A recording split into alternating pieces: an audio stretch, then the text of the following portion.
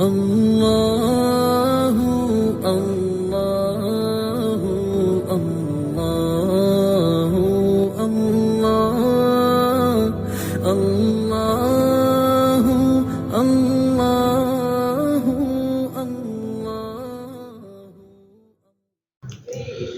کم علمی بھی ایک مسلمان کو بڑے مسائل اور پریشانیوں میں مبتلا کر دیتی ہے۔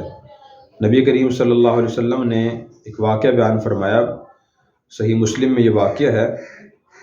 آپ نے ارشاد فرمایا کہ بنی اسرائیل میں جریج نامی راہب تھے، یعنی عبادت گزار تھے، ان کا دن رات کا مشغلہ عبادت تھا۔ ایک مرتبہ اپنے عبادت خانے میں عبادت کر رہے تھے، ان کی والدہ کسی پریشانی اور مصیبت کی وجہ سے ان کو بلانے کے لیے آئی، اور والدہ نے آواز دیا ہے جریج، تو ان کے دل میں خیال آیا کہ بے شک ماں کا بڑا مقام ہے، لیکن اللہ کا مقام تو ماں سے بھی زیادہ ہے، اس لیے مجھے ماں کے جواب نہیں دینا چاہیے، اللہ کی عبادت کرنی چاہیے۔ وہ عبادت کرتے رہے، ماں کو جواب نہ دیا۔ ماں نے دوبارہ پھر کہا یا جریج، پھر دل میں وہی خیال آیا کہ بے شک ماں کا مقام بہت اونچا ہے، لیکن اللہ کا مقام ماں سے بھی زیادہ ہے، مجھے اللہ کی عبادت کرنی چاہیے، ماں سے بات نہیں کرنی چاہیے۔ ماں نے پھر تیسری مرتبہ آواز دی یا جریج، پھر دل میں وہی خیال آیا، وہ عبادت کرتے رہے، ماں کو جواب نہ دیا۔ پھر ماں نے بد دعا دی، اللہ کرے تو کسی بدکار عورت کا منہ دیکھے۔ کچھ عرصہ گزرا، پھر کیا ہوا؟ پھر یہ ہوا کہ جس محلے میں ان کا عبادت خانہ تھا، اس محلے میں ایک کنواری عورت کا بچہ پیدا ہو گیا۔ لوگوں نے اس سے پوچھا کہ بتاؤ یہ بچہ کس سے پیدا ہوا؟ تمہارا تو ابھی نکاح ہی نہیں ہوا، تمہارا شوہر نہیں ہے۔ تو اس نے کہا کہ جریج سے پیدا ہوا، جریج نے مجھ سے زیادتی کی ہے۔ لوگ آئے اور جریج کو مارنا شروع کیا، ان کی عبادت خانہ گرا دیا۔ جریج نے پوچھا کہ بتاؤ میرا کیا قصور ہے، کیا غلطی ہے؟ تو لوگوں نے کہا کہ آپ پوچھتے بھی ہم سے ہی ہیں کہ غلطی کیا ہے اور قصور کیا ہے۔ عام لوگوں کا مزاج یہ ہوتا ہے کہ وہ تحقیق نہیں کرتے، یہ غلط مزاج ہے۔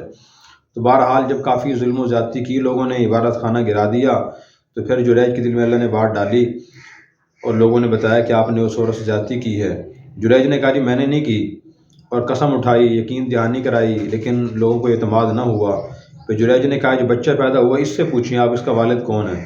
لوگوں نے اس سے پوچھا کہ بچے بتاؤ تمہارا والد کون ہے؟ تو اس محلے میں ایک چرواہا رہتا تھا، تو اس نے بچے نے اس چرواہے کا نام لیا کہ فلاں چرواہا میرا والد ہے۔ پھر لوگوں کو یقین آیا کہ اول تو بچے کے سال میں بولنا اللہ کی طرف سے ہے، اور نمبر دو جس کا اس نے نام لیا ہے وہ شخص ہمارے معاشرے میں موجود بھی ہے۔ پھر لوگوں نے جریج سے معذرت کی اور کہا کہ ہم آپ کا عبادت خانہ سونے سے تعمیر کر کے دیں گے، آپ تو بہت نیک آدمی ہیں۔ جریج نے کہا نہیں، میرا عبادت خانہ ویسے ہی گارے مٹی سے تعمیر کر دیں۔ یہ واقعہ بیان کرنے کے بعد حضور نے ارشاد فرمایا لو کان جریج فقیہا لعلم ان اجابت امہ خیر من عبادت ربی، اگر جریج کے پاس شریعت کا علم ہوتا اور انہیں دین کی سمجھ ہوتی تو انہیں معلوم ہوتا کہ ایسے موقع پر اپنی ماں کو صرف ہاں کہہ دینا یہ اللہ کی عبادت کرنے سے بہتر ہے۔